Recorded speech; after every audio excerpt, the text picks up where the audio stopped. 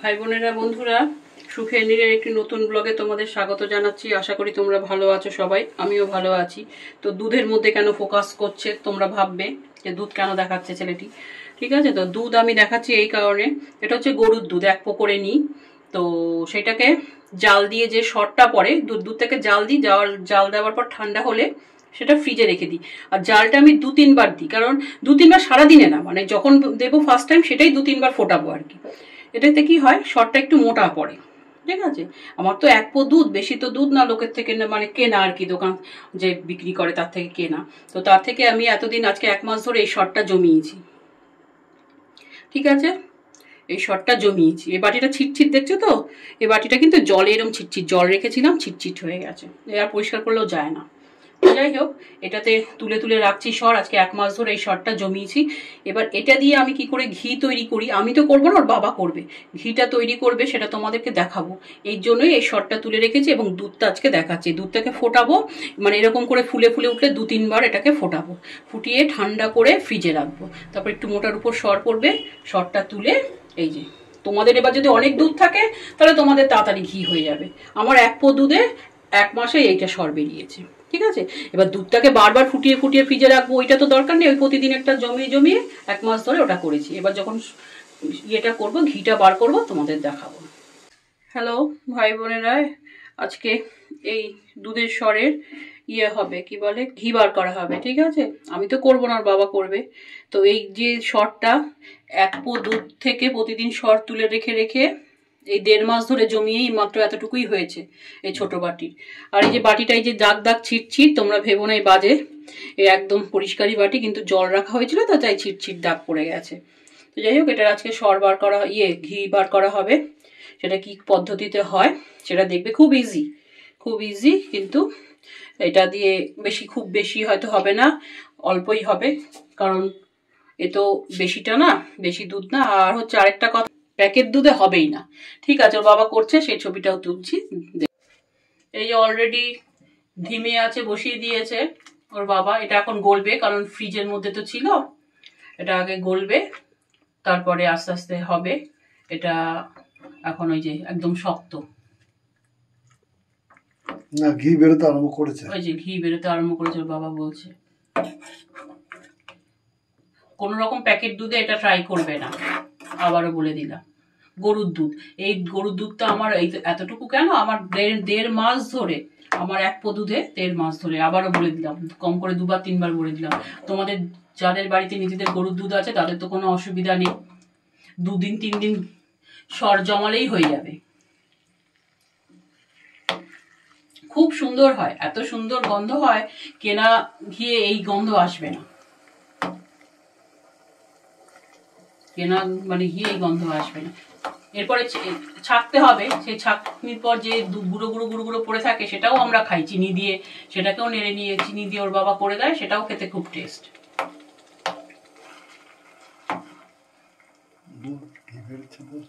হ্যাঁ, এই তো দেখুন ঘি বেরোচ্ছে কিরকম। আর গললে তো আরো বুঝবে, বোঝা যাচ্ছে বাবাই? হ্যাঁ,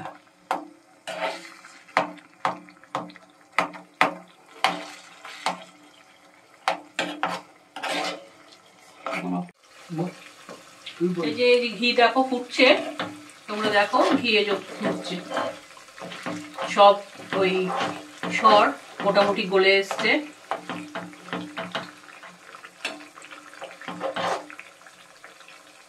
এটা অ্যাকচুয়ালি বেশি দুধ হলে, এটা যদি আমাদের 1/2 কিলো দুধ হতো, অনেক তাড়াতাড়ি 5-7 দিনেই হয়ে যেত, 5-7 দিনেই হয়ে যেত।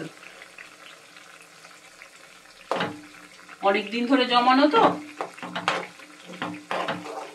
আজ করবো কাল করবো করে করে আর হচ্ছে না। যাই হোক, তোমরা যদি দেখতে চাও পরের বার আবার তুলে দেখাবো।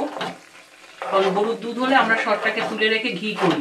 গরুর দুধ নেওয়া হচ্ছে 1 পো করে নিয়ে, বেশি না, সামান্যই দুধ, তাই সময় বেশি লাগলো, অনেক দিন ধরে জমাতে হলো।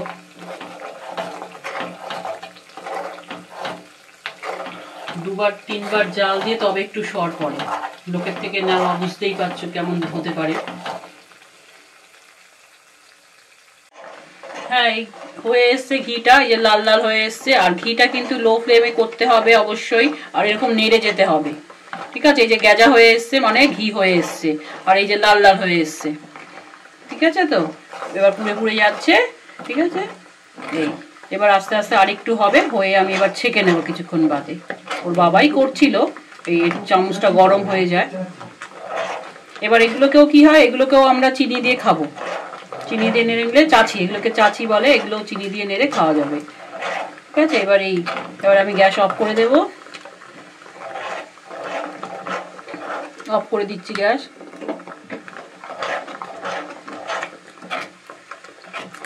শেষের দিকে কিন্তু গাজা গাজা হয়ে যাবে, আর নাড়তে হবে, থামলে হবে না, নেড়ে যেতে হবে। যাদের অনেক, তারা কড়াইতে করতে পারো, কোনো অসুবিধা নেই। আমার তো বেশি না, একটুখানি। এই খুব সুন্দর হয়, হালকা ঘিয়ের গন্ধ, হালকা হয়। অনেকে কাকে জানি দেখলাম লেবু পাতা দিয়ে, আমি জানি না, লেবু পাতা দিয়ে কোনোদিনও করিনি। এই বলিস না, এই যে নেড়ে যেতে হচ্ছে। গ্যাস কিন্তু বন্ধ, তারপরেও দেখো কিন্তু গেজা হয়ে যাচ্ছে। ছেড়ে দিলে হবে না, নেড়ে যেতে হবে। ঠান্ডা হলে অটোমেটিক ইয়ে হয়ে যাবে, গেজাও কমে যাবে। তারপর একটু ঠান্ডা হলে ছেঁকে নেবে। এখন থাক সবাই, ব্যাস বন্ধ করে দাও এখন। এটা হয়ে যাক। এবার এই যে ছেঁকে নিচ্ছি। ঠিক আছে, ওই খুব বেশি হলে আমাদের 2 দিন হবে, 3 দিন হবে।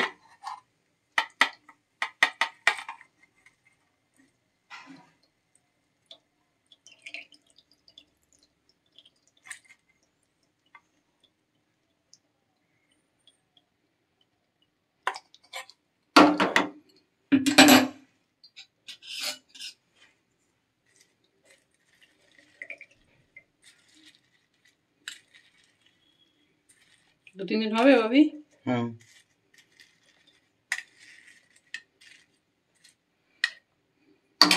এটাকেও ফেলবো না, একটু চিনি দিয়ে এটাকেও খাবো, খেতে ভালো লাগে বেশ। পোড়া পোড়া একটু তেতো তেতো লাগে, আমার একটু বেশি ইয়েটা হয়ে গেছে। ওর বাবা করলে বেশি ভালো হয়, ওর বাবা হঠাৎ করে ছেড়ে দিল ব্যাপারটা। আর নেই বল ভাবি, আর আঠার দরকার নেই, এবার ধুম করে পড়ে যাবে। এই যে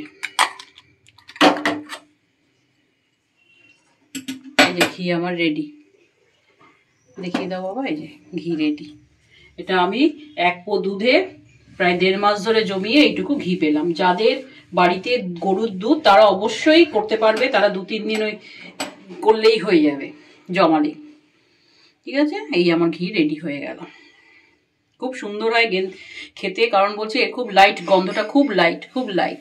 করতেই পারো তোমরা, খুব ইজি ওয়ে, খুব ইজি ওয়ে। ঠিক আছে, আজকে আর কিছু ব্যাপার নেই, ঝামেলা নেই। বৃষ্টির দিন, খিচুড়ি হয়েছে আমার, ডিম ভাজা, খিচুড়ি, পাঁপড় ভাজা, ব্যাস। আর সকালবেলা টিফিনে লুচি আলু চচ্চড়ি হয়েছিল।